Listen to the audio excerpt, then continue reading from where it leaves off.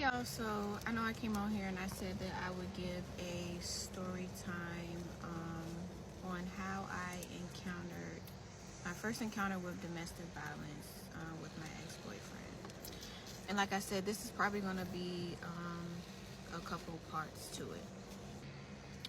So July the 22nd of 2020, my then, ex-boyfriend, we went to DC to basically celebrate his birthday. We were just gonna like go to a bar and go out for the night or whatever. So drive up to DC, we get to the hotel room, check in, getting dressed for the night, and he asked me to take a picture of him. So we step in the hallway to take the picture, and I saw a female come across his screen. So I take the picture. Then when we get back into the hotel room, I confronted him about it. I asked him, who was this? This what you're doing? All of those things. Hold on, let me roll my window up. So then it just starts like a big argument.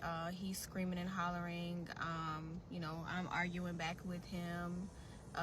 He's basically trying to, flip it back on me and accuse me of, whatever you want to call it. So again, we're still going back and forth, and he throws a chair at me. And at that moment, I was like, you know what? I'm ready to go. So I pack my stuff. We both walk downstairs. We get downstairs, and he pulls off really fast. No, he goes, I think he went to get the car. I think the car was maybe like in a parking garage or something like that. So he goes to get the car, or he pulls off, I don't know, one of those. And I'm standing outside, but I'm texting my friend that I know lives up there, seeing if he could get one of his friends to pick me up and take me back home to Richmond, because I just knew that the drive home was not going to be a peaceful drive home. So as he comes back around, I get in the car, and he snatches my phone out of my hand and sees that I'm texting the person asking for a ride. And he just like flips shit. He is cussing me out. He is calling me names. He starts to hit me, screaming at me, calling me the B word, and just, so many degrading things. He's punching me in my face at this point, punching me in my eyes. At one point, he tried to poke my eyes out. He's pulling my hair, scratching my neck, just all of that.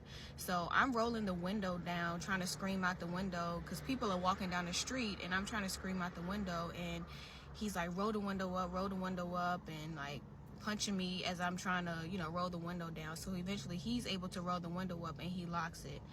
Then I tried to open the door to, jump out of the car, and he's like snatching me, like, so he's driving and I'm in the passenger seat, so he's like snatching me this way and like tugging and pulling on me, and I'm not able to open the door, and he's locking the doors, and I'm crying. My lips are bleeding, my face is bleeding, my nose is bleeding. I have like scratches everywhere. My clothes are falling off of me because he's like pulling and tugging on me. So we're driving around the city. Eventually I was able to get in the back seat, and he took my purse, my wallet, my laptop, and my school books, because I was in school at this time. I was in school for my bachelor's degree. He throws everything on the highway, and like that broke my heart. Like, I could not believe he threw all of my things on the highway. So he's still cussing at me, he's spitting on me, just being trifling. So he spins me back around to the stuff that he threw on the highway, and he gets out and he gets my purse. And I believe, so yeah, and I think I still have my phone on me at the time. So in the midst of this, I am texting my sister, and I share my location with her. I let her know what's going on, and she's able, you know, to see my location or whatever. And I think I contacted his best friend, and then I contacted his mom, or his best friend contacted his mom, or the mom contacted the best friend, something like that. Basically trying to get his attention so he can, you know, calm down and, you know, not go insane, even though he was already going insane. So we're still driving around, and eventually he throws my phone out in DC. So at this point, I don't have a phone. We're going back to the hotel because he doesn't have his stuff. Before he goes back into the hotel, I'm in the back seat. He gets in the back seat and was like, stay right here. You promise you won't go nowhere. And I was like, yeah, I'm not gonna go anywhere. At the time, obviously, you know, I wanted to get out and I wanted to get help, but my clothes were ripped off of me. My boobs were out. I had a romper on. I'll actually like insert a picture of what I look like before all of this happened and what I look like after all my clothes were ripped off of me. But yeah, everything was ripped off of me, and it was a 7-Eleven right next to the hotel, and I really wanted to go into the 7-Eleven, but I was embarrassed, didn't know what to say, didn't know what I was gonna do, like, you know, all of that. I didn't have a phone. So he actually before he got out the car to go into the hotel to get his stuff, he got in the back seat, said he would you promise you're not gonna go anywhere, and he starts like crying a little bit, basically apologizing, saying he's sorry, you know, just all of this stuff. And I'm like I'm crying, and I'm in distraught, like I don't know, you know, I just can't believe what's going on. And then he punches me in my face again. So he finally goes into the hotel. I'm still in the car, weeping, crying, don't know what to do.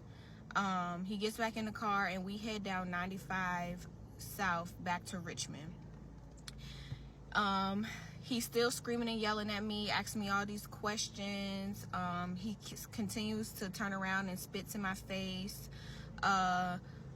We get off on I think it's the Stafford exit, and he pulls over near a I want to say it was a tropical smoothie, and I forgot what the other place was, but he pulls over, yanks me out the car, pushes me into these like bushes or whatever, and basically like says to me like, I'm gonna kill you, and I'll run you over with this car, and just he's kicking me. He's like, so he's on my back at this time, and he's like choking me, saying like, I'll kill you, I'll run you over with this car, like just basically like talking aggressive.